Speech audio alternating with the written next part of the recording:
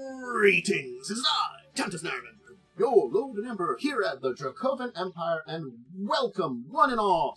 Of course, we're diving deep into the world of Starfinder again today, so if you're joining me for that, great, hi, welcome. And hopefully you're joining me live on Twitch, and if you're not, you're enjoying this up on YouTube at a later time. Twitch chat will probably say hi, Worm's hanging around here, it's the normal one to hang around. But other people will pop in, ask questions and stuff, and you can get that too. But if you are not with me live, you can always put questions and stuff on a lot of these things in the chat, especially comments of, have you played any of these alien species in your Starfinder game? That's the question for today. So just keep that in mind, and as we go over them, maybe answer that, see if you've played some of these. Anyway, I've got 22 alien species for you today, and I'm going to dive into them as much to give you a basic idea of who they are, where they are, what they look like, more than just images, a little bit about their stats and things like that, just some basics, and then we kind of will move on and go through a lot of them. Some of them have more information than others, so we're just going to do our best. Alright, cool. So, this of course means throwing me over into the corner there, where you can see me, hello, from the corner now, and of course opening up a image here. And let's start with our first information, the Haan. So these are anthropodians from Brethda, which they actually have the ability to fly around the sky. They don't have wings, but they basically have these silken webbings that they create, and they create these kind of balloons out of them, and they expel some buoyant gases from their shells to basically combine these together, these web sails, blasts of gas tubes. They can kind of ride the winds of their homeworld with a lot of good speed and precision. So it is a bit of riding winds. Yeah. A lot of them will often be seen bobbing along the edges of Stormfront. And when they locate prey, they can ignite flammable jets of gas. Basically biological flamethrowers from their body. And then catch the prey and secure to its own balloon before it can fall to the planet's depths. So, the thing is, Haan are intelligent, but they are very traditional, and their society forbids everything but the simplest of tools. Rarely, though, some do travel to the stars, becoming starship or aircraft pirates. There might be some electrostatic forces involved, but they have some, like, buoyant gases they expel from their bodies. It seems they're like, in kind of like, I would say, Brethda feels more like some kind of like, maybe either a gas giant or has a thick atmosphere, I'd probably say. Anyway, they do have experience with flying and understand a lot of the physics, because they don't fly from very basic ways of flapping wings. They actually have to, like, understand what they're doing a lot. In their society, that's an unfortunate thing for them, because those that do travel to the stars are considered dead. They're not allowed to return home, and so a lot of Haan that travel to the stars find new groups, whether military, crime, megacorps, or maybe even something like the Starfinder Society for adventuring. They want to find a social group that they lost by basically traveling to the stars. There are a number of Haan that have traveled to the stars that have begun doing more than just this, though, being rather the individuals. There is a new colony in near space on a gas giant called Hanara, which they can do gas mining without the normal need for platforms, for gas mining platforms. And because of this, it's a lot cheaper for them to do this. So their colony there, it's a highly lucrative thing that if you want to be a worker, you know, and settle down somewhere and stick with technology, but don't want to go back to, you know, traditional planet Brethda, and honestly, yeah, it's a great place to go. They do not do a lot of recruiting back in their homeworld. They don't want violence to be erupting there.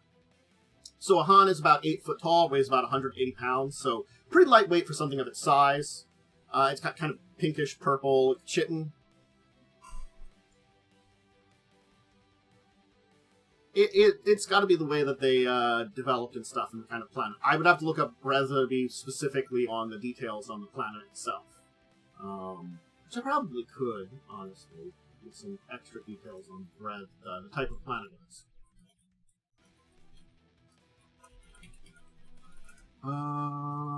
Breth the Starfinder.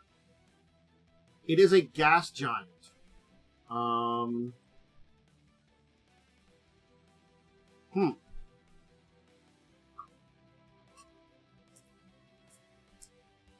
Okay, so it is a gas giant, and these are creatures that have somehow found a way to evolve and exist, maybe because of magic within the atmosphere of the gas giant to begin with. A lot of questions about that. You know, magic makes things a lot easier. But it was a good question. They have 6 barbed limbs, spiky palpitae, which are on the sides of their face.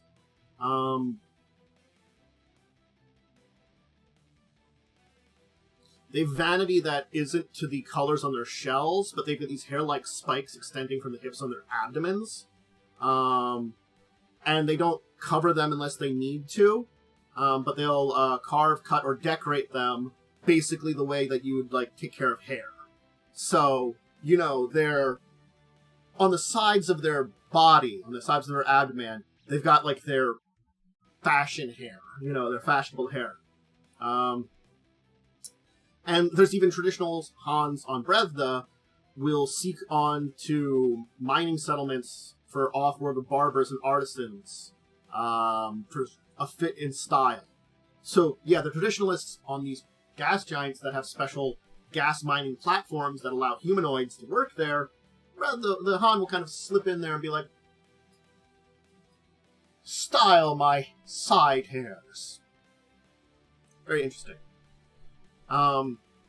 Bonuses to dex and strength, penalties to intelligence. They are large sized with a longer reach. Dark vision, fire spray, slow fall.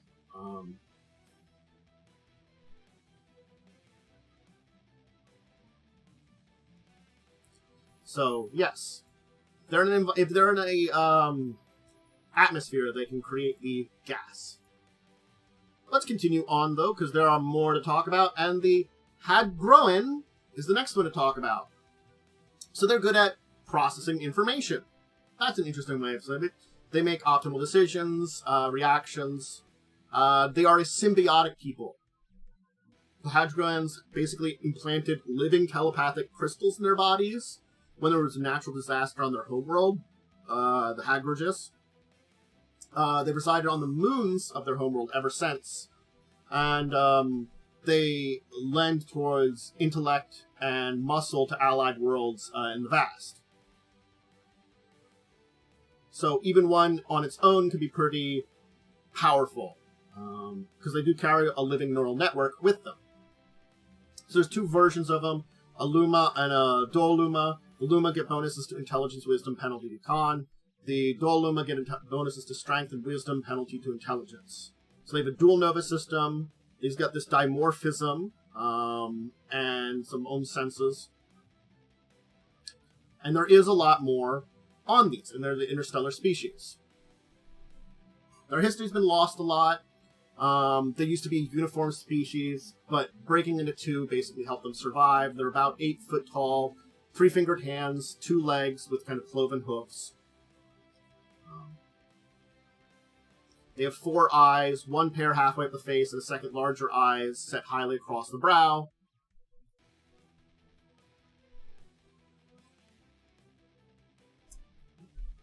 They are now dimorphic. They're either born as a Luma or Doluma. It's not a genetic one, it's a physiological one. They're able to reproduce with each other without problems, and whatever the parents' identities are do not affect if you are a Doluma or a Luma. So it is not a genetic one, it's a kind of physiological, as you're either develop into one or the other, which is very interesting. Lumas are slightly taller than Dolumas, narrower bodies, they have calestrine strings throughout their bodies, most commonly in places like the throat, eyes, knuckles, around the knees, so they could be in the limbs, chest, or spine. Anyway, the Lomos tend to be a little shorter, compactor, broader shoulders, thick hips. Anyway, they have fewer symbiotic crystals in their bodies, and so they have a lot more muscular.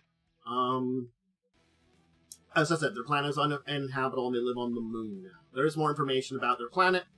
And it's Ganzi. Ganzi is their moon. It doesn't have a lot of resources, so connecting with others is very important to keep them alive. And the Kalostrine are the crystal networks in their bodies. So, there's a little bit more information about them. There's a little bit more. Let us talk about the... And we don't want to hit too long. I recommend, again, just as a side note here, I didn't say at the beginning here, if you want to dive into these, there are different books. I should probably name the books you check out, where to find them, because that's a good one. The Haan can be an alien archive, is where they were originally introduced. It's where the basic information is. The best information for the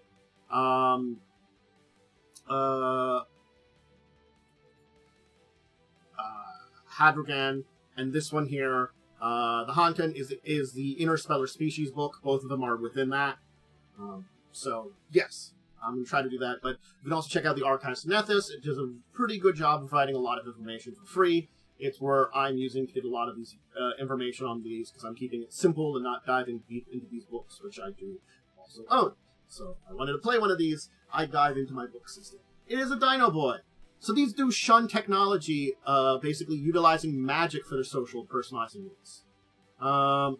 They do have a symbiosis similar to the last species we talked about. With rather than telepathic crystals, these have an adaptive bacteria, which has helped them expand across their volcanic home planet and through their star system. They have a peaceful society. They value personal enrichment, individual accomplishments. They settle disagreements between settlements are gone through debate, proxy champions, subterfuge. They carry these mythical stones called, I'm going to butcher this one, it's 2 S's, Susanavars, which have religious significance, and sometimes are magical in their own right. Their innate magical abilities and their curiosity and culture of nonviolent competition make them pretty good spellcasters a lot of times, and savvy spacefarers when they head out.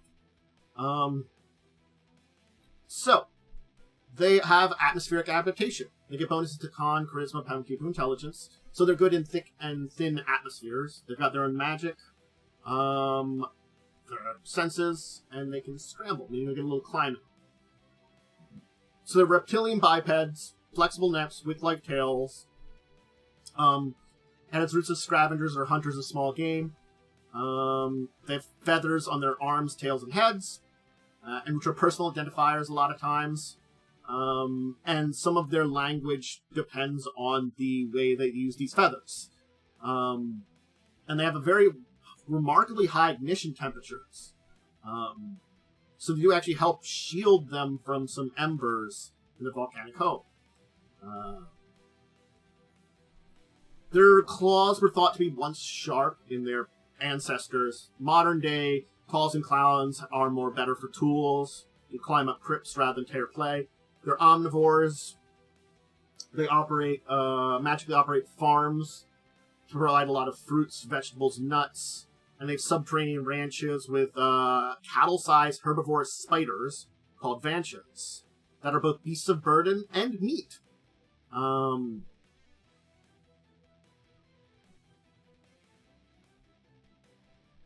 So, they're not very big. They're small magical beasts, too. That's a note about them. They stand about 30 inches tall at the shoulders, about 4 foot from nose to tail, and about 25 pounds. And the bacteria in their lung is what allows them to breathe in a lot of environments. The homeworld sulfur, Sestbakana is their homeworld there. They've explored their solar system teleportation.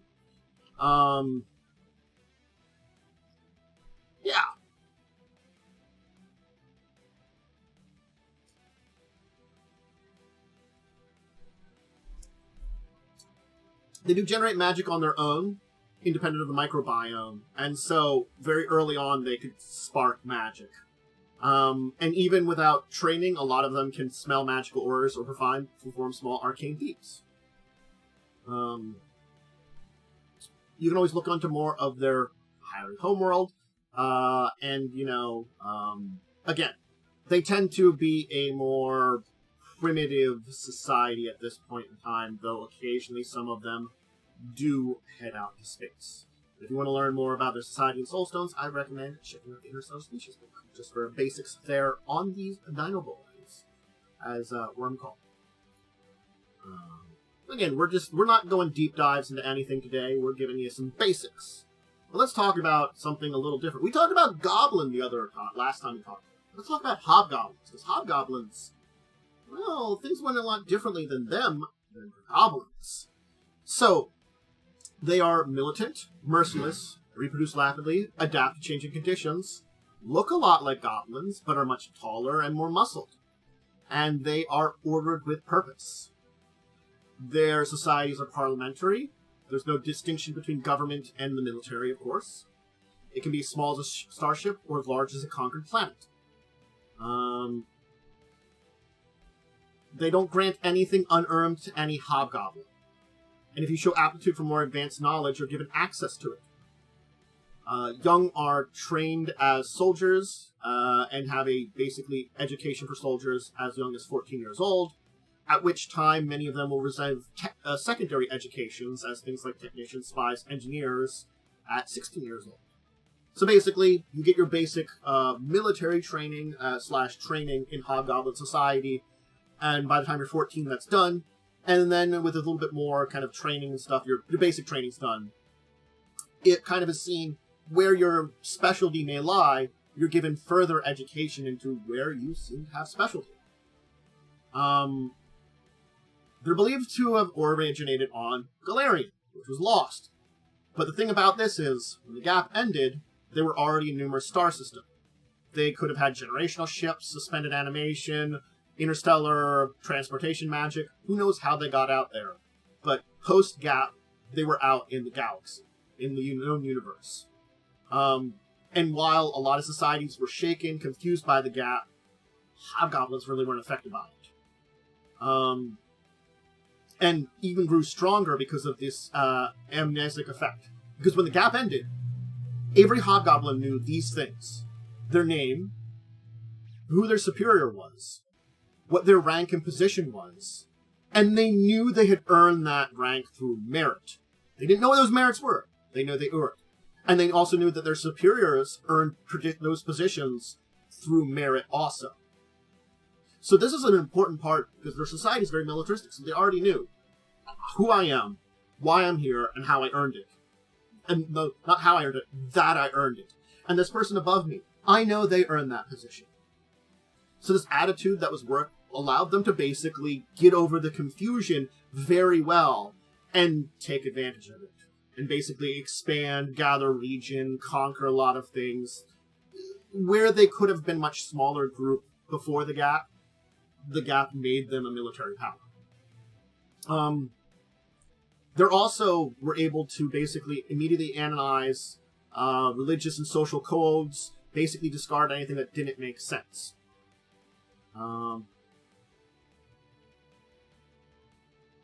Think about it this way. There was a lot of prohibitions towards things like magic and religion that existed pre-gap. But post-gap, there is a lot more times in cases where they'll open up to these things. For, like, magic itself was always kind of prohibited, looked down upon a little bit. But post-gap, that prohibition just seems ridiculous at this point in time. Regardless of now we have order, a large magical effect that caused the entire universe to basically forget a time happened that had probably magical nature. Having people that understand in magic is important. And old hobgoblins didn't really see advantage in a lot of worship, but now, because of how things have changed, and there are very powerful beings, there are things like mercenary companies which will adapt worship. So they are a lot more adaptable to a lot of their core beliefs in some things too. And that's the thing, is it becomes more adaptable for the hierarchy's still there, but they've become better uses of it. So there still are some ancient prohibitions that do remain. One thing is, they don't necessarily hate elves, but there's just something they dislike about them. And, they just revile and mistrust them. It's something from before the gap, and they don't know why, but it's there. They haven't got rid of it. They're about 5 feet tall, 160 pounds. Bonus to Dex, the battle-hardened, dark vision, fearsome, and sneaky. They do have some alternate abilities and alternate racial traits to keep in vogue. So, yes. So alternate ability adjustments, too. Keep in mind for that, for Hobgoblin. Let's keep going, though, too, because as much as there's some really neat groups out there, we have a whole bunch to go into, and let's talk about a mushroom dude here, the Hortus. So, Hortus come from Krobin 5, which was conquered by the Aslanti. They are a sapient fungal species. They have thick ligaments that grant them excellent defense against kinetic damage. Slashing weapons can sever these cords. They're kind of lethargic. They aren't really found outside the borders of their homeland. Their language is very drawn out and monotone, and can be very annoying for impatient creatures. A little bit like how they do the Ents in Lord of the Rings. That kind of long, drawn out stuff. They can speak in a language of spore releases that other species can't reproduce without special augmentations. So they do have a voice they can speak, but they can also just kind of do little communications through spores. Their caps and stalks take a lot of forms, and will remind you of mushrooms and fungi found throughout the galaxy. So, one of the things that they did very well is, over the millennia, they converted their fairly barren world into a vegetarian-rich paradise. Because their unique biology, they basically expel chemicals and spores into the atmosphere, changing the conditions of it. When Aslanti arrived in Krobin 5, they were kind of a passive, content species, and a sedative-like atmosphere they crafted themselves. It was relatively bloodless for the Aslanti to conquer them, and their effective, what was close enough to leadership, just was like, hey, we just want to keep being, relaxed in our society here. And the Aslanti were actually fine with that. Because they found them very useful. Atmospheric modification. So, some Hortuses do become active beyond their homeworld. Most of these serve the Star Empire. Some of them as scientists. Others as basically living atmospheric changers, where a bunch of Hortus colonists will be dropped off at a world, and over the course of a number of generations, they terraform an area with transforming it into amenable to human life. Remember, the Aslanti are humans. Just to keep that in mind. They're a human empire from an ancient empire in Galarian that went to the stars. There are some that work outside Aslanti supervision. They're kind of renegades. They have some genetic... They either possess some genetic variants that makes them less susceptible to the spore concoctions of their own species, which kind of makes them a little bit more lax. Or they don't congregate around their species, It's sort of like when they get together, they all kind of mellow out and kind of just chill out together kind of thing. These ones that have freedom act differently sometimes to it. There's those that go against the Aslanti, seeing freedom for their people, and others that just want to explore. They're about 4.5 feet tall, weigh about 200 pounds. Strength and con are the bonus, charisma is their penalty. They can alter an atmosphere. It's one of their abilities.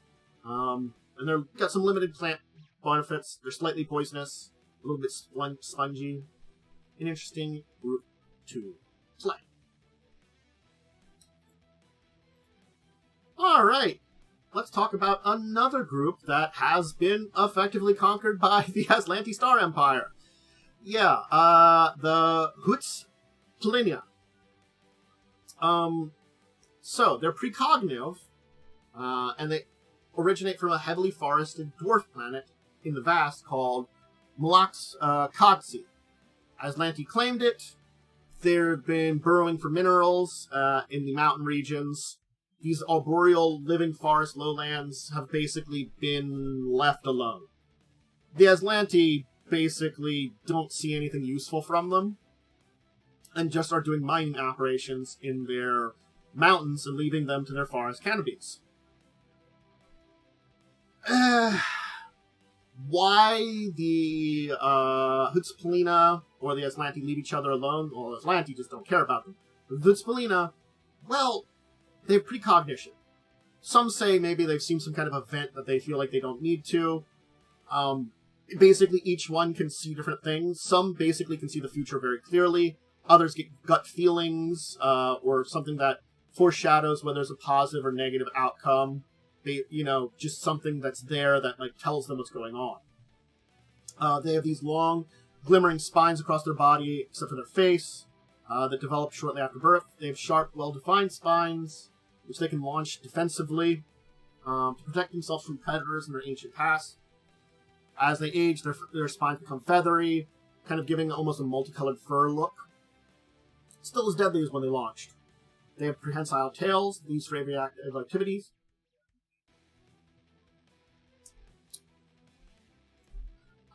They use a mix of vocal chords and thumping their tails for a musical language. If you don't have a tail, it makes you difficult to replicate. And their language is full of idioms based on glimpses of the future. They don't use instruments in their music very often. They have choirs that sing haunting melodies through the treetops. A number of curious ones have found their ways to be useful to local Aslanti operations, basically with the goal of leaving the planet. Some want to explore, others see visions of themselves as strange new worlds, some have returned from those grand adventures, spurring more out to explore. So you can actually find Huitz'plinas across the galaxy. They don't really have big societies across the galaxy, but you can still find them in a lot of places.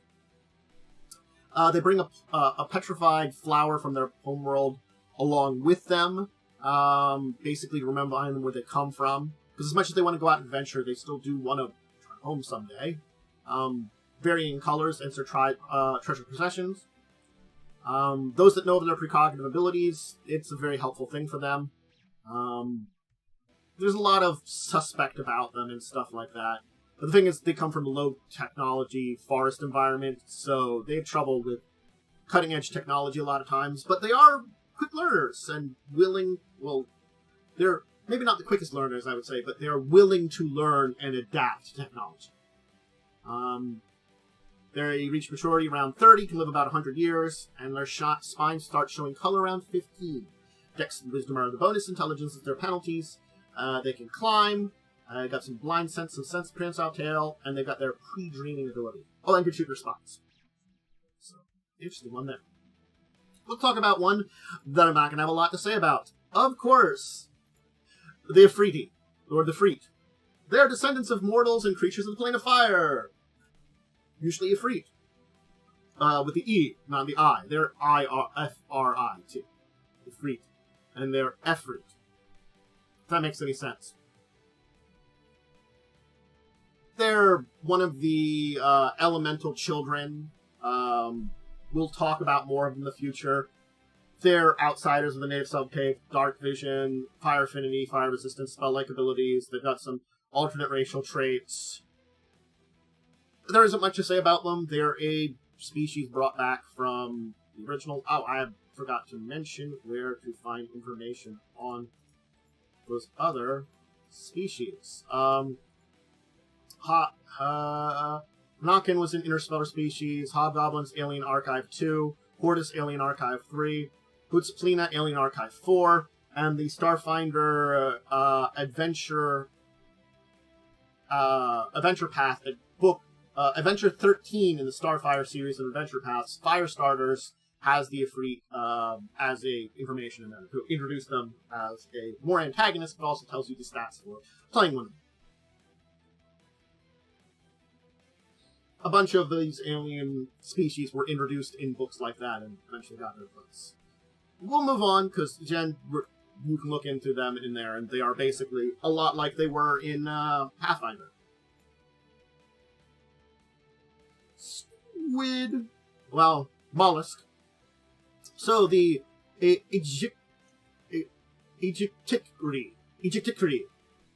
Native to Vesk 2, the Ironstone buds. They look like squids, but are terrestrial upon adulthood. They have an oblong body, vertically atop of muscular arms and a mouth.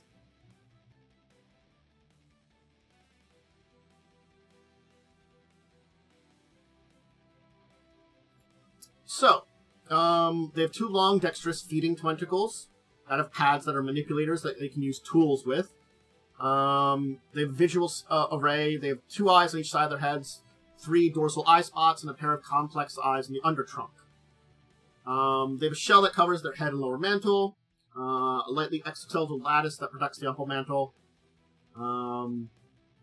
The face plating has their Vesk nickname for them, stone-faced squids. There are certain genes that respond to environmental stimuli, so shell shape and certain skills develop in predictable ways based on external influences. So if you're from a certain region, you have similar appearance, basically. Gray, indigo, and crimson are the various colors they are. So their life cycle. They hatch from free-floating eggs, which are consumed by a lot of marine life, hatch into larvae that feed on zooplankton. Once they're large enough to risk being prey to larger creatures, they migrate to coastal waters, anchor themselves into rocks and reefs. The anchored Ijtikri feeds and grows. Is the latter part of the second year of its life. It has enough reserves, fats, and minerals to basically cease feeding, break down its anchor, and metamorphose into an adult, including air-breathing lungs, go to the surface, and swim for land. Alright. So, they become physical mature without any social interactions. And they get to that surface with only instinct. They do have a cluster of glandula known as a skenosine organ, which allows them to smell and locate a group of mature of their kind. The groups incorporate the newcomer and basically teach them language, culture, and skills needed to survive. They mate numerous times, of course, their life, taking a partner, each partner taking some gametes and storing in specialized organs. They don't fertilize until adulthood, though. So basically, they, partner together, take gametes of the other end. Yeah. They do have kind of an angry face. They're a squid, but that's because it's kind of like a shell that gives them an angry face look. So, they have a final metamorphosis at a certain point. Over several weeks, their body's filled with gas, their shell splits, they grow up to like 20 feet in length, their body achieves a kind of buoyancy, floats over the open sea, and then it's basically fertilizes stored eggs, disperses them, it dies and descends into water, where it's consumed, its remains are consumed, and it's seen as a kind of worthy sacrifice for metamorphosis, this change.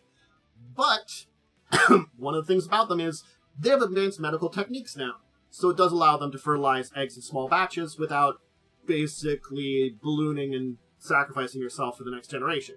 So, you can maybe not choose when you die, but basically can keep yourself alive a lot longer. So they were hunter-gatherers, using stone tools about 6,000 years ago. They had agriculture villages, they could fend off predators. Then the Vesk showed up, on Vesk 2. By then they had city-states in the Iron Age. There was no resistance whatsoever. They became part of the Veskium.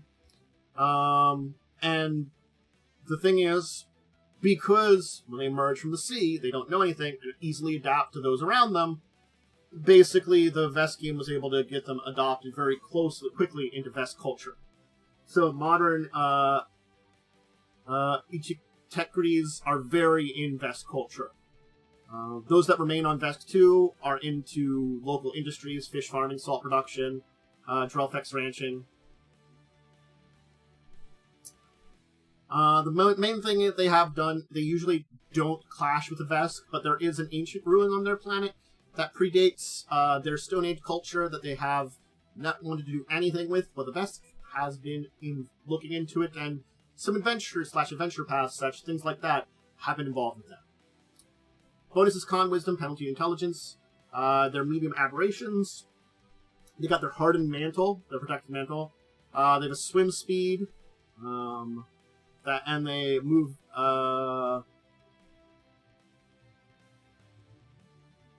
And they can move half of their normal land speed while crawling. So they're very good at crawling too. And they can kip up as a bonus feat without prerequisite. That's kind of neat. So yeah. And depending on their color, it gives some other bonuses. There's some alternate ability adjustments and some alternate racial traits. Check out them. And they're in Alien Archive 3. We'll look into the Ijtikri. I'm sorry, I'm probably butchering a little bit here. Anyway, let's talk about the Ikeshiti. So they are a type of lizard lizard folk, native to the deserts and hills of Akaton. They have a very crazy, convoluted life cycle that basically is the blueprints of their civilization. They change very dramatically, physiologically, and psychologically throughout their life cycle. So let's talk about that life cycle. So when they hatch, they're little more than gaping mouths attached to basically emaciated versions of their adult forms. These brood of young basically eat any organic matter. As they grow larger, they get better brains. They can learn the rudiments of speech and other skills from their brood minders, those that look after them, and guide their feeding habitats. A brood can lurk as a living garbage disposal for settlements. They can also be taught to perform nomadic grazing to leave biospheres intact. But if an Ikeshi brood is basically left to their own devices, they're basically a swarm of locusts. So take that there. After about 5 years, though, and they get about 3 foot of growth, they leave the broodminders and settle down into a bit more of a civilized mode. They band together with other adolescents of various ages. They collaborate, advance economic, social, technological skills. They work on the fringes of civilization as junk traders, mechanics, and scavengers. When they reach between 10 to 20 years of adolescence, they begin to rut. They become violent, single-minded, which they urge to fight and mate. When they're rutting, they once again eat voraciously. They get new spurs and claws, as well as hardening scales. When they find a willing partner, they mate, laying a fertilized clutch of large eggs. And then the two mates fight to the death. If the male survives, he becomes a broodminder. If the female's vicious, she becomes a congregant. If a rutting Ikeshiti doesn't find a mating partner, it continues to grow larger and more aggressive, losing mental facilities and becoming a Rivener. So, broodminders regain their previous knowledge and personalities that they had lost during their rutting, but they become kind of phlegmatic, standoffish. They have this urge to manage a brood of young Ikeshitis. They don't have a preference for their own young, and will seek to add newborns to their brood, basically continue to control and guide them. They will kill off weak young to open up spaces for more stronger ones. They lead a solitary life focused on broods, getting food sources and keeping them alive. Congregants, the females that survive the mating, feel the need to ensure the success of their society as a whole. They form groups like the Adolescents' Nests, living collaboratively, and these congregants can become adventurers off planets and bring wealth and fame back to their people. Riveners, well, they're bestial, irrational. They remember only rudiments of their language and can't engage in anything more than low cunning. They only care about killing, eating, and the thrill of battle. If a Keshtis finds a Rivener, they'll go about any length to put it down. They see that as terrors that bring shame to the race. Dex and Int are the bonuses, or Wisdom is the penalty. They're small humanoids normally, so not very big. They're desert survival, natural climber. They shed their skin and they squirt blood from their eyes. So interesting reptilian species there. Yes. Let's talk about the Ilthisarians. They're multi-headed serpentoid humanoids with forked tails instead of legs. They're most comfortable in the marshy environments on planet Charlin. And this is from the Starfinder 5th book, 13th Gate. So if you want to look into them, that's where I would recommend checking it out. And then Archive 1 for the Ikeshiti. I forgot to mention that. They remain active in a wide range of clients. Bonus strength and intelligence, competent charisma. They're large, monstrous humanoids. Dark vision, natural weapons. Redundant vitals, and they can swim and venom inured. So, yeah, the past guys have the Thorny Devil Lizard.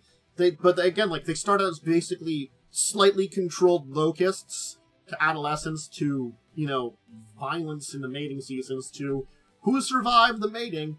If it's the female, then you can, form a thing, but they have the blood lizard thing. They're an interesting group, definitely. So that's all I've got for them. Again, they are in one book, in one of the Dead Sons books, and I would recommend checking that out if you want to see more on them.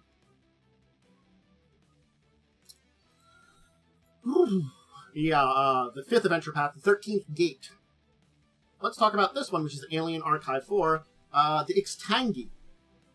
So they're a chameleon-like people from the jungle planet of Doganga in the Vast. So, talking about them, they're tall and reptilian. They're green, red, blue, black. Their scales are mostly transparent.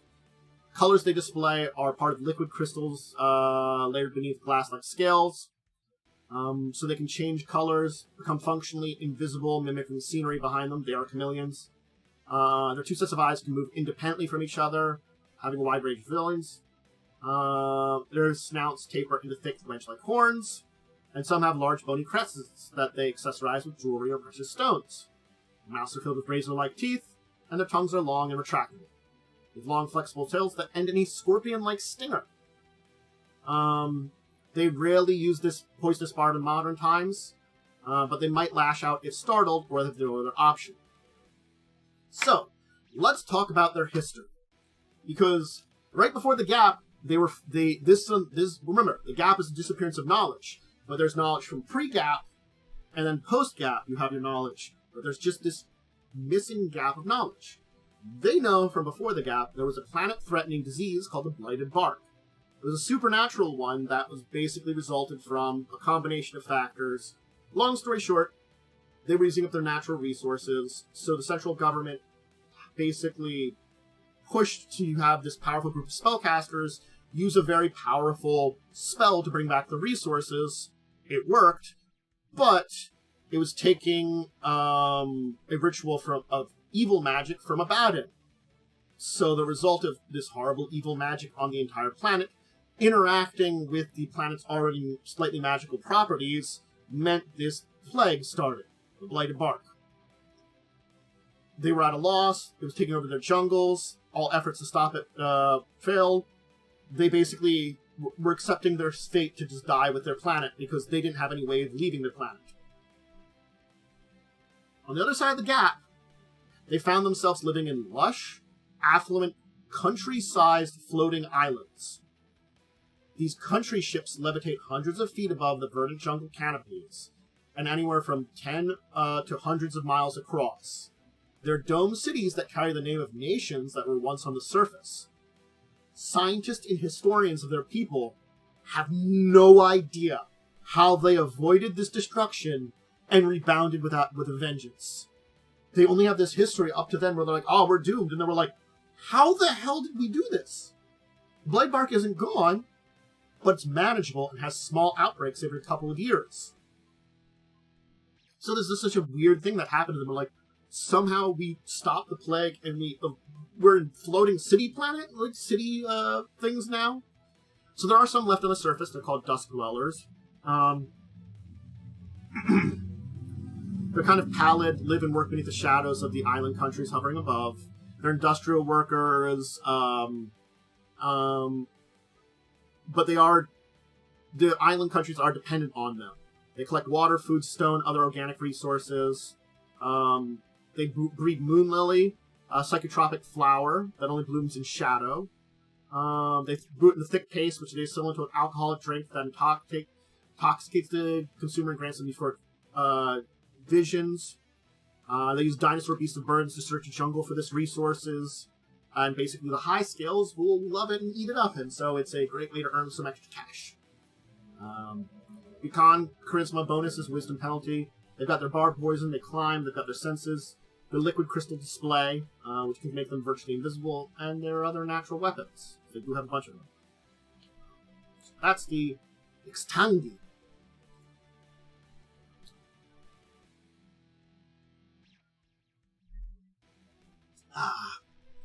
Just taking a drink there. Just taking a drink. And Alien Archive 4, if I didn't mention it. Let's talk about someone from Alien Archive 3. Hey, the third book. The Izalguun. They are large, monstrous humanoids. They are horse-sized with 6 limbs and green-gray coloration, oftentimes molting around their joints. Their lower arms are bulkier and elongated, allowing them to use them as a secondary set of legs. When traveling or enjoying the outdoors, they walk using their lower arms, making them resemble centaur-like quadrupeds, though they can easily stand on the 2 most lower legs. They have vertically oriented mouths and a bony chin protrusion that helps them collect food and liquid runoff. They inhabit a cold world in the vast called Izalguun, which people from the pack worlds as Icefront. When they were first contacted, they were seen as low-tech hunter-gatherers subsisting on Izarian's limited resources. Starfinder Society did discover something about their past, though. That they actually hide a treasure trove of technological wonders under their modest villages. They discovered that these were once one of 8 civilizations that dwelt in a distant trinary system in the vast of the Scourge stars, and they departed before the gap. They distanced themselves from advanced technology and reconnected to the natural world, basically because something happened in the Scourge stars in their past that made them basically want to turn their back on technology. But they did recognize they might need that technology one day, because there's other beings with advanced implements of war and things like that. So this technology has been left buried in subterranean complexes across Izalguun, their planet. Amongst them, only elders and healers are permitted to venture into such places to retrieve tools and technologies to ensure they prosperously exist. A lot of their remaining technology is medical in nature. There are a small number of grounded but operational starships that could be launched if need be. A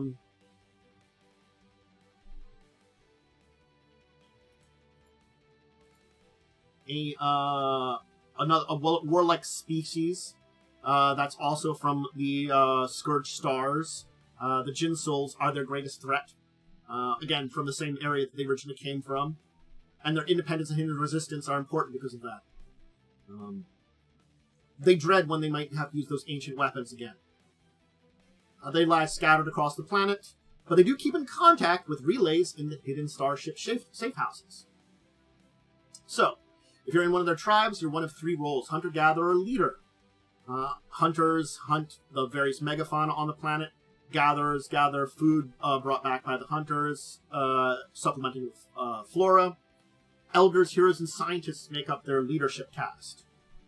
Healers and scientists spend most of the day aboard the grounded starships learning about their history and technology, and elders provide guidance to all, maintaining coherence to the tribe.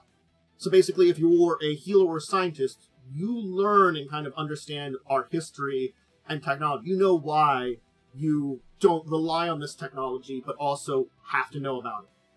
So there are those of their people that do reject tradition, the traditional lives of their contemporaries, and they are allowed to leave. Their rudimentary shuttles are made available to them, but their ships are programmed to scrub records of their location, any information about their species. So basically, if Izalguun wishes to leave their home, I had a lot of noise in the background there for a second, it's a permanent one. Their exchange for going to the wider galaxy means they can never return home. As a 7 foot tall and about 900 pounds, bonuses strength, intelligence, penalty, dex. I said large monstrous humanoids, dark vision, posture, of course, so they can switch between quadrupedal and bipedal, and their tech set.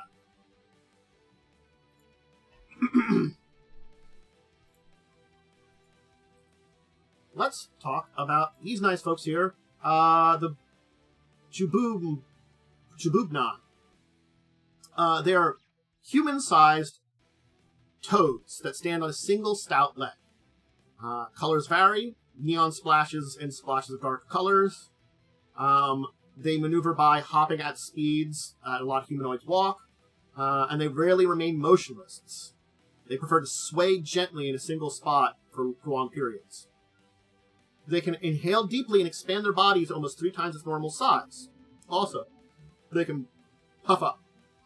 They stand between 5 and 6 pounds and are about 500 foot tall, but a puffed one can be as tall as 10 feet tall. If their homeworld still exists, it's a mystery to the broader galaxy and maybe even to them.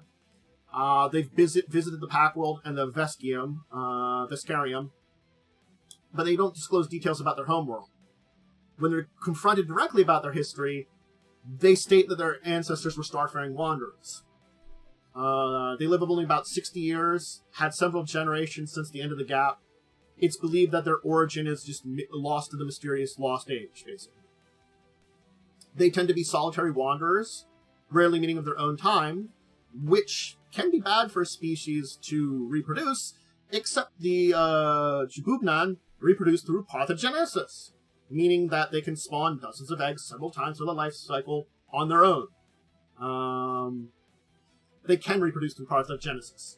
So, yeah, if you find another of your own kind, you can get some genetic diversity, but if you don't, you can just make some kids on your own. During the periods leading up to the egg laying, they remain in a puffed up state for weeks. People that, understand history and genetics believe that this was necessary to basically ward off predators in ancient days and sort of like a ancient thing left in them.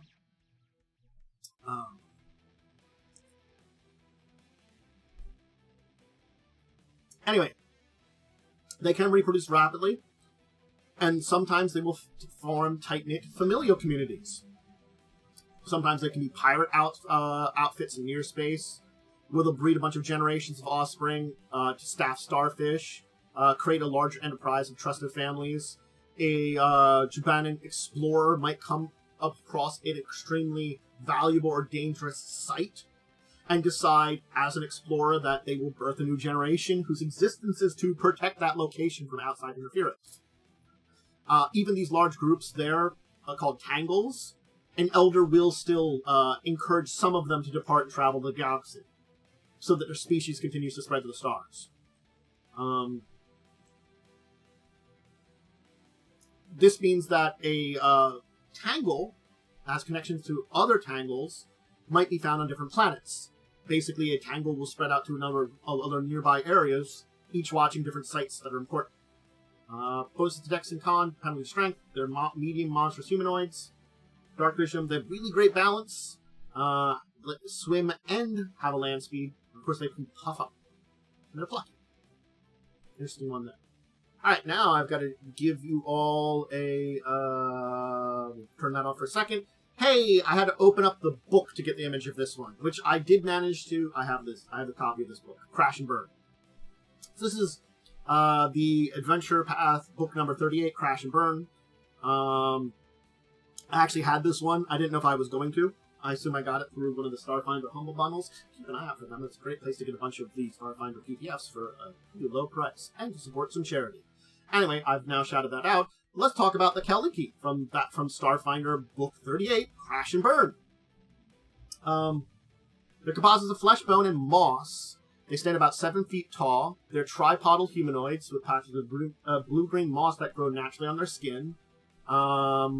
These clumps are luminesce involuntarily but faintly, especially when they have strong emotions. Their homeworld is the corpse of a titanic organic crystalline creature called a Hawana. Legends say they existed elsewhere. They've learned to handle the strange hostile crystal constructs that roam the creature's surface, but where these constructs came from is lost in the gap. Their society centers around semi-nomadic family groups and expanded kin networks. The role of each family member is passed through generations, though some might be given a different task if they show affinity for it. So it's sort of like, normally you take over for your ancestors, your people who came before you, But if you have an affinity for something very different and you're seen to have it, you're like, oh, cool, you should do that instead. But it's, show an affinity for it. One of the most important roles, the Reaper. Excuse me. The Reapers venture into the crystalline caverns of Hawana to harvest crystals to craft sonic weapons that are the bulk of their exports from this world. From this giant dead titan. It puts them in the path of the roaming construct, so it is a dangerous job in general. Because to increase survival, they undergo months of training before they're allowed to take such missions. They get bonus to wisdom, and that's it. They can evaluate constructs. They're very good about understanding them. They have their vision. They have no breath, and they're plant-like. So they're the no-breath universal creature rule. Put you back on here. We'll move on to the next one. Boom, boom. We're getting through these pretty good. Today, the Kalo. They resemble humans covered in tiny scales and bulbous glowing eyes and large fins running down the flanks to connect their arms and legs. They evolved close to the seafloor on the icy Breathdan moon Kalo Mahoi, clustering around the moon's life-giving geothermal vents. Since drift travel has become a big thing, they've built their cities into fabulous spectacles to welcome other species to their homes. Those that travel abroad thrive as artists or mercenaries specializing in underwater or zero-G combat. Turns out, when you're trained at swimming, learning how to fight in zero-G, it's similar. It's a three-dimensional kind of battle. So, granted, it's still a little different, but you have a one-up on someone that only knows how to fight in 2 dimensions when you specialize in 3rd dimension in the first place. They're monstrous humanoids of the aquatic subtype. They do require water to breathe. They have cold resistance, again, land and swim speed. They have blind sight. And, yeah. Oh, and they're in the Interstellar Species book. You mentioned it, too. There's a little bit more to talk about them, because their Special Species book does a good job. So they do require breathing out apparatuses because they breathe water naturally. They have resistance to the cold water because, they have to travel between these oases of vents under the surface. They have the sonar because they are in an area that has no light.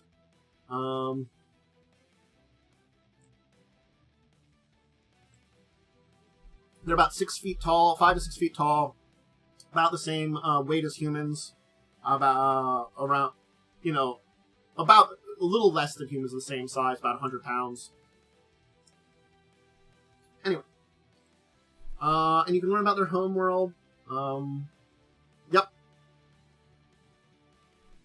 And they battled against the Lenorms to claim the moon's oceans for themselves. Many had sworn allegiance to the Lenorm and offered food, art, and treasures in a way. But eventually they did rebel against them with innovation.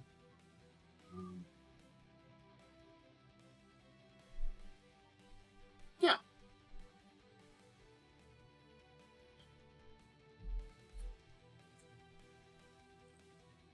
Anyway. So most cities are built near geothermal vents, lit dimly by phosphorescent life. There are some that live in small towns and villages close to the water surfaces. They tend to be industrial installations that manage factory trade, host visitors. So many have... not host visitors, so many lack air-breathing infrastructures. If you want to host a visitor, you go down to the cities, which are down below, which actually have places for air-breathing infrastructures. They do have difficulty going off-world because they are aquatic, so they tend to get their own enclaves off-world, but sometimes they will connect with others. It's difficult, so they tend to have those own little things on their own. Anyway. Let's talk about someone from the Alien Archive 2. So, Kanabo. So, To talk about Kanabo, we have to go on this entire kind of long line. This is Alien Archive 2. So to start out with, let's talk about the Oni. Their malevolent spirits give it physical form. They started as kami, part of the natural world, but when they reject their duty, they turn evil. Sometimes souls of vile mortals can become Oni upon death. They start as intangible, powerless spirits in places connected with evil. They can take a physical form. They tend to resemble drow, humans, giants, shirins, vesk. But most common Oni are the Janoi, which resemble hobgoblins. They're distinct because of their bright red color, prominent ridges on brown forehead, their permanent facial grimace, a lot more muscular size in sin. They're about 6 feet tall, 250 pounds. They seek battle and things like that. They oftentimes gather hobgoblin soldiers and command troops. And a Janoi would be accepted with their ranks a lot of times. And seeing them as expression of perfect hobgoblin form as maybe mighty heroes or something to possibly lead them. Now, because hobgoblins and Janoi interact, sometimes children are born from a Janoi parent and a hobgoblin parent. They're known as Kanabo, which really means the strongest. They're Oni-blooded goblinoids that can breed true with both Janoi and other goblinoids. They have powers that make them champions of their people, and they develop an independent streak that causes them to reject hobgoblin society and rules. They're about as big as their Oni ancestors, but their appearance is more variable. They can be looking closer to hobgoblins, sometimes closer to half-orcs, even sometimes looking nearly human. So, that's where we get the... Long story short, Kanabo. Oni. Some that look like hobgoblins. Join hobgoblins. Battle with hobgoblins. Children with hobgoblins. Those children, Kanabo. There we go. And those Kanabo can go with their others. So, yes, they're medium outswords with goblinoid and native subtypes. Arbor, Salmons, Dark Vision, they've got their own magic. Bonus to strength and con, penalty to intelligence.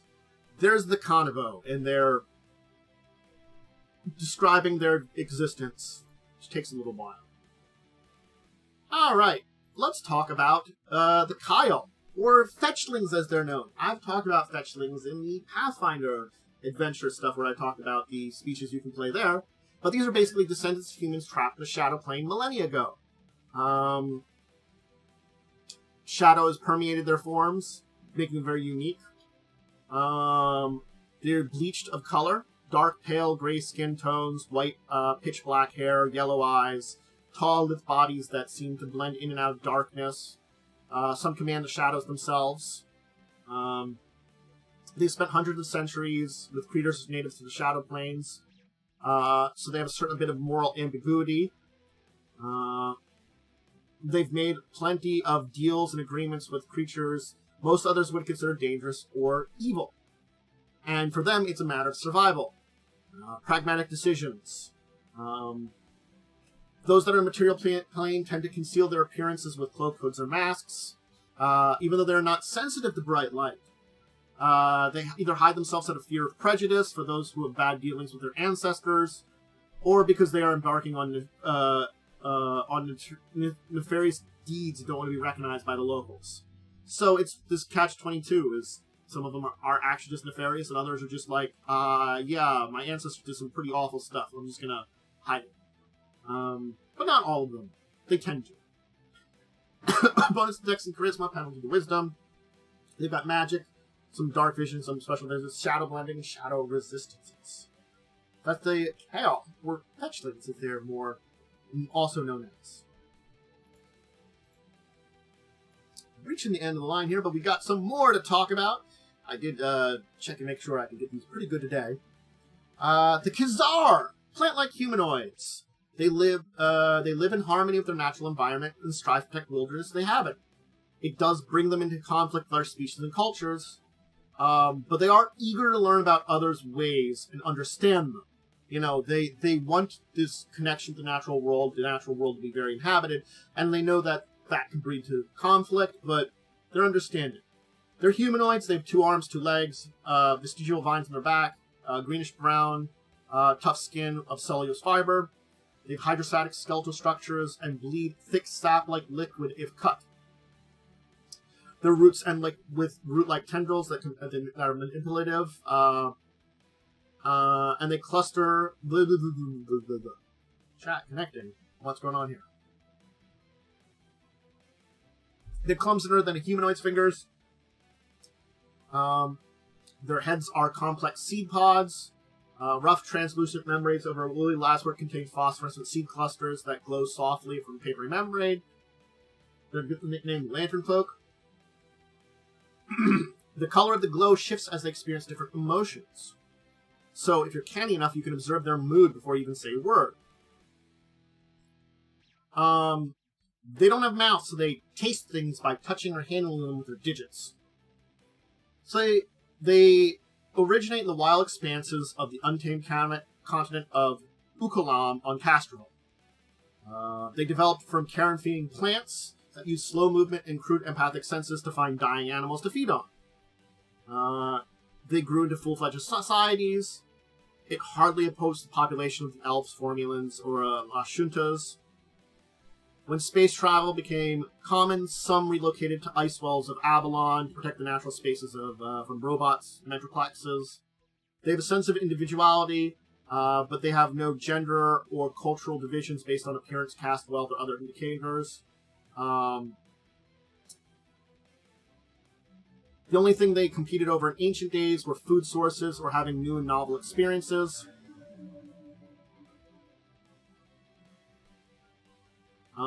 They tend to solve competitions over the former by embracing the latter.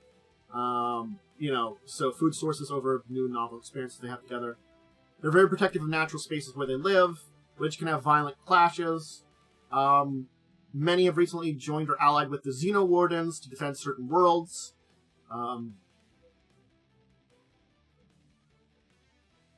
They are very oblivious to physical differences in other species, so they judge people by actions rather than appearance. Because they're plant people and don't understand that kind of thing. Bonuses to con, wisdom, penalty, dex. They're medium humanoids with the plant-like and Khizar subtypes. Carbonic respiration, they breathe carbon dioxide. Evergreen, limit telepathy, natural empathy, and sense of speech. So they do have a telepathy. But they have to understand languages with limited telepathy. So you can kind of teach them a language telepathically almost, I would guess.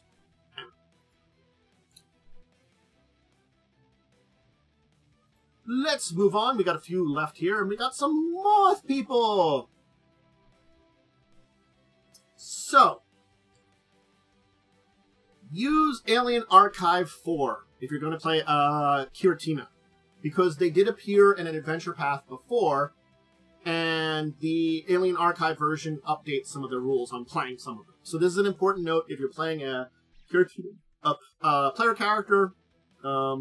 Their move speed, ability Cs, use the ones from Alien Archive 4. They are small fae that resemble moths with brightly colored wings and 6 legs. They have 2 front legs, and their 2 front legs have 3 grasping finger-like appendages for manipulating things. Their back legs have jagged claws. They can rear up on the 2 hind legs to reach things at their full height. They have a pair of feathery antennae above their insect-like eyes. They come from a innocuous world in near space called Starbrissus 14, a verdant jungle world of vegetation and wildlife. It's the 4th planet orbiting an immense red star in near space. For reasons unknown, it gets influxes of planar energy from the first world, influencing its inhabitants and landscapes, even though there aren't any active portals. So, Fey energy is going in there, even though there's not portals, no one knows why. Those coming from their home planet do tell of planar breaches in the past, but when they happen is long since forgotten. They're primarily hunter-gatherers who venerate pantheons of natural deities. They have multiple settlements across the jungles and rotate based on the seasons and moods. They work well with other species, though they've had little contact with outsiders. So yeah. And a lot of them do enjoy seeing the galaxy from the world that they come from. They hunger to explore. This idea of a new world is very neat to them. A new reality around them. So yeah, Alien Archive 4, small fae, bonus dex, intelligence, penalty to wisdom. They can flutter cloud, basically debris up. They've got a land speed and fly speed, limit telepathy, low light vision, and a reverberating shriek.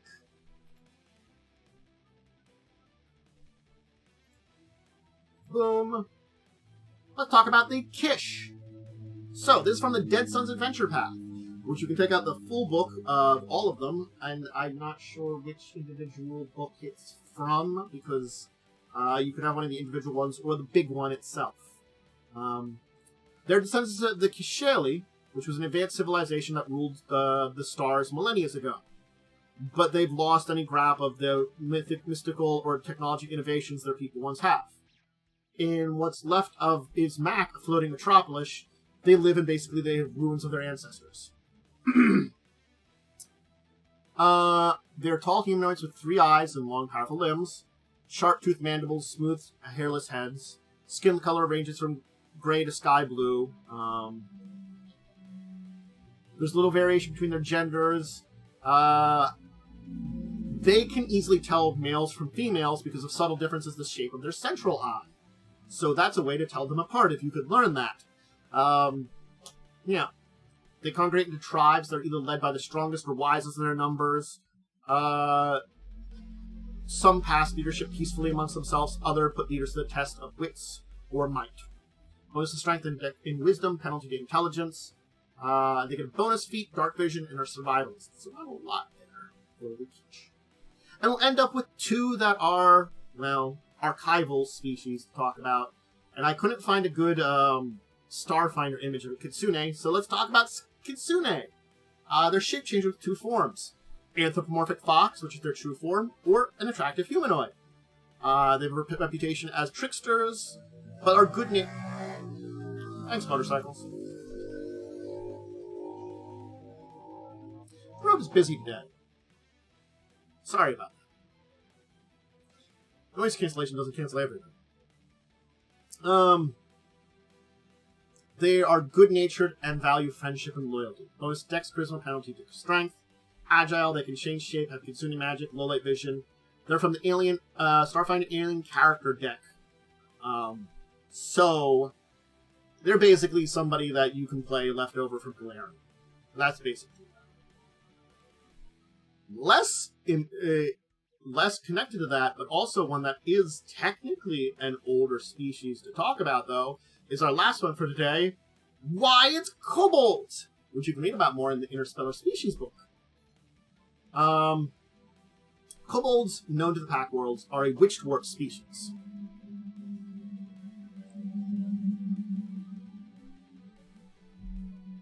They were absent from the Pack Worlds and surrounding systems post the gap, and many assume that they departure tied to Galarian's disappearance. However, first century witch warping rituals designed to access alternate reality technologies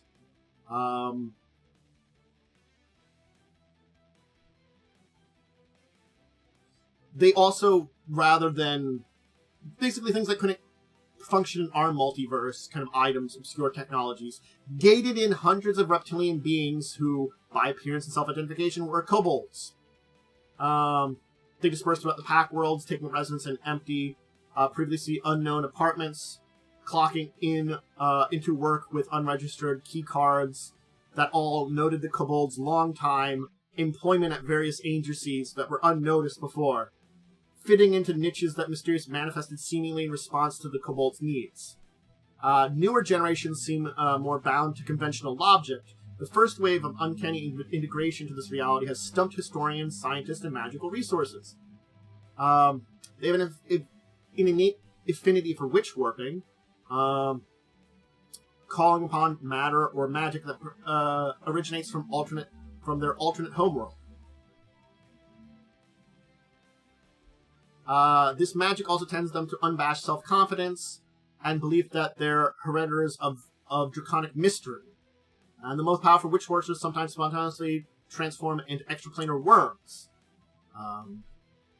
So yeah, they're basically how they look in Pathfinder. Anthropomorphic lizards, about 3 foot tall, 4 foot from tip of mount to tail.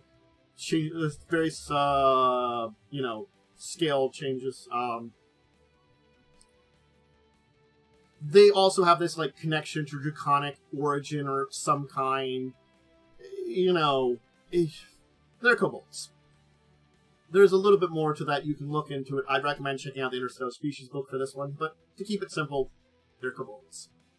Bonus to Dex and Charisma, penalty of Con. The armored scales, they're crafty, dark vision, and dragon scaled.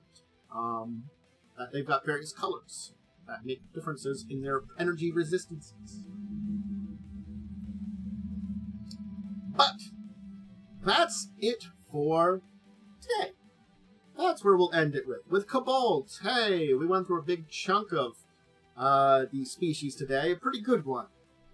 And I hope you enjoyed learning about all these, because I love talking about these when we dive into them, and going over the various alien species that you can play in Starfinder, because they're all really interesting and unique. I think that's the big thing about the way that Starfinder defines them and has a lot of them. They not only have a lot of familiar-looking ones, but they can go and take those familiar ones in interesting directions. They can have very unique and interesting ones from a wide variety of planets with a wide variety of histories that are very interesting and unique on themselves. We can see something like a Hobgoblin make sense in this kind of new world order that they kind of exist in post the gap.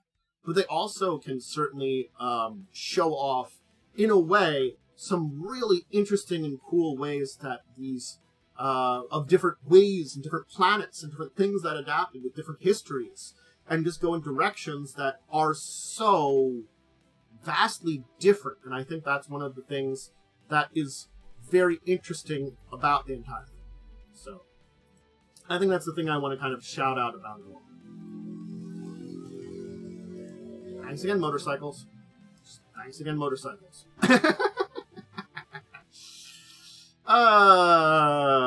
So, anyway, I believe we can leave it there for now, because I think that's a good place to leave it. I want to thank everybody out there for joining me, and hope you learned more. We will do a couple more of these. We aren't quite done yet getting through the basic list, and we'll probably have some updates in the future here or there as we go on, of course. But for now, if you enjoyed this, certainly, if you're joining me on Twitch, hey, leave a follow. That's a great way, and always comment. If you're joining me on YouTube side, subscription would be great. Leaving a comment there if you've played any of these, or if you've got encounters with any of these NPC-wise. Things like ringing the bell for more stuff, leaving a like. Always great ways of giving support. Also checking out the other side if you're on either of these. I've got social media. I've got a Discord and a Twitter.com. Just check out those links. Oftentimes it's more just my schedule or things that are going on. If you're looking for more tabletop-related content, these go up on YouTube a few days after I live stream them on Twitch, which is every Tuesday, Thursday, and Saturday. Tuesday, Thursday, early afternoons. Saturday, late mornings. I do have live plays of role-playing games. The current one at time of this live stream, Buccaneers Shackle Sea, every Wednesday evening. And of course, discussing tabletop Saturday evening. Again, all those go up on the YouTube side, so if you're watching there, I hope you enjoy it. Otherwise, hey, check us out live. It's always great for you to see these things. Anyway, I think that's about all the shout-outs I normally need to do. I'm going to get going. Thank you all once more again. I hope you enjoyed, learned some things, and you might play one of these interesting alien species in one of your own Starfinder games. Anyway, until the next time, though, I bid all of you out there a wonderful and solemn farewell to you all.